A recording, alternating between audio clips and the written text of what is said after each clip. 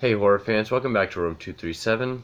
Coming at you with an Italian slasher film, Stage Fright, 1987, directed by Michele Soavi.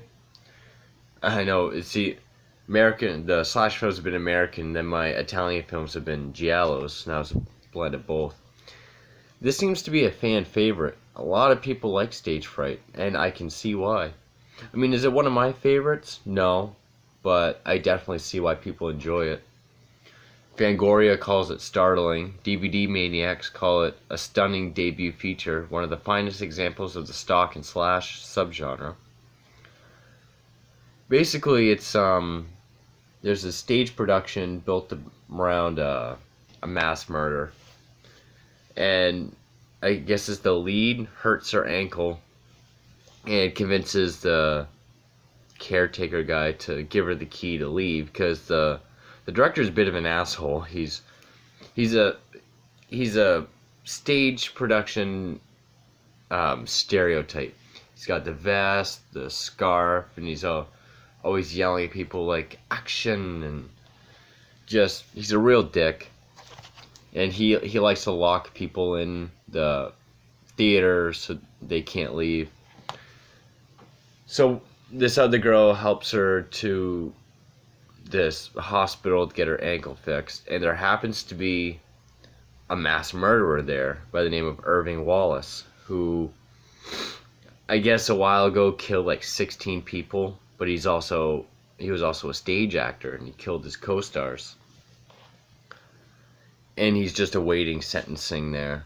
Well, he kills an orderly and escapes and makes his way to the theater where our characters are, in the car that our characters were in, which is kind of a weird, creepy scene because the girls get out of the car, go back to the theater, and you just sort of, like, you don't see him sit up, you see him sort of like do this like even rise in the back seat.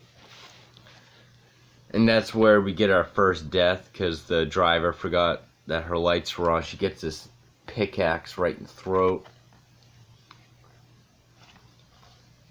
And then, the director tells this one guy, once people find out this is about a mass murder, and a murder actually happened, people want to see this. So we're going to push him harder so we can open earlier. So he gives the key to this one girl to hide, but then that's another one of the first deaths. Which actually, the first death after the pickaxe girl, I can't remember the actor's name. He played Ricky in House on the Edge of the Park. And I can't remember the character's name on City of the Living Dead, the sort of slow kid. And he plays sort of a flamboyant, stage actor stereotype. And his character is that of the anonymous owl, wearing all black and this big owl head. But the killer, we think, kills him.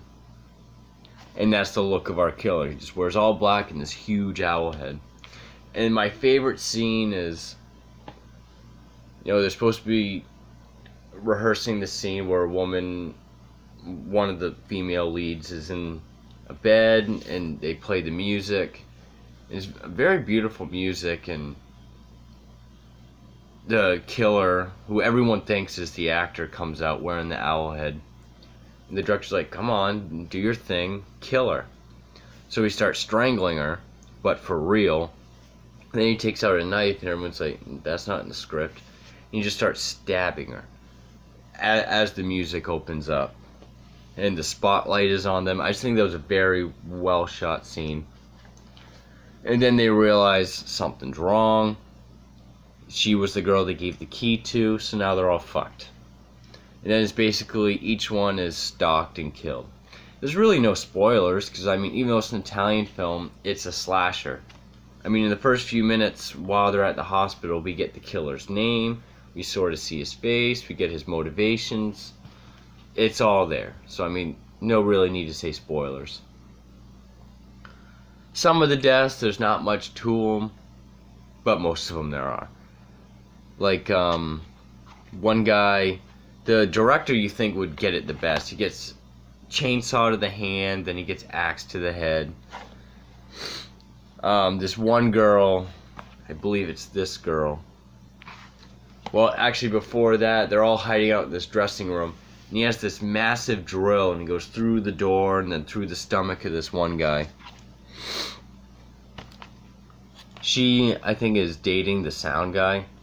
So like, she gets pulled to the floor, and he's trying to pull her up, but when he does, she's cut in half. And you see some of her intestines. He jumps down to fight him. And then you get this excellent shot, the hole in the floor. And the only lighting is the flashlight that they have. So it's this very raw shot of him chainsawing the dude.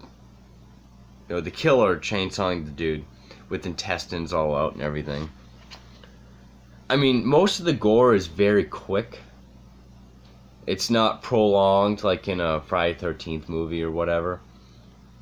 Even though on the back it says several scenes that Euro horror fans worldwide consider to be the most violent of the decade. I mean, I can see why, but I think it's rather quick. It doesn't linger on the scenes very long.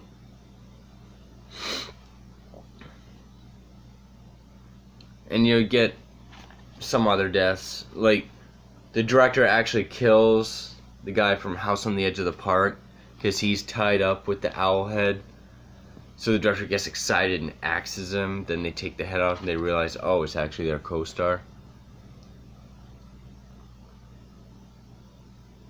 And you know, then there's a scene where he's actually on the stage in full killer garb, and he's like dancing. It's like he's reliving his days as an actor. Our lead finds a gun, but she doesn't use it because she thinks it's unloaded. And, you know, cuts a power cable that he's climbing up and he falls. She's able to get out, and, you know, everything's fine.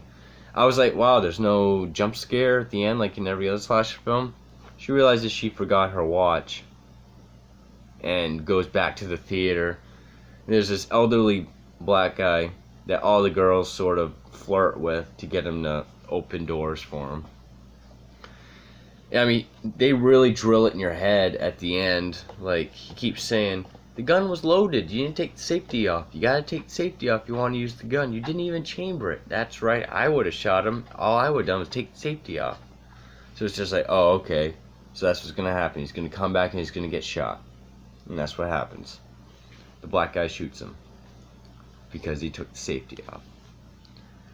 I mean, this movie isn't super popular with, you know, American audiences, unless they already like Italian horror like I do and many others.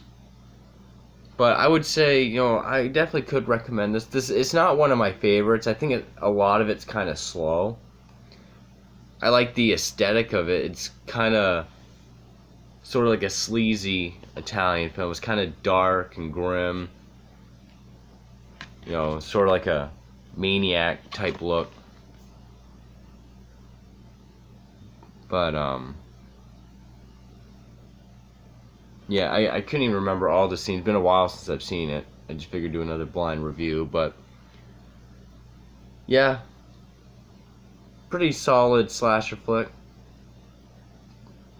Not much else to say than that. I mean, go check it out. Again, if you live elsewhere, it might be known as Aquarius, Deleria, or Bloody Bird. But I think most titles would be Stage Fright. I know this has a Blu-ray release now. But definitely, yeah, definitely check it out. For Room 237, that's 1987 Stage Fright. Thank you.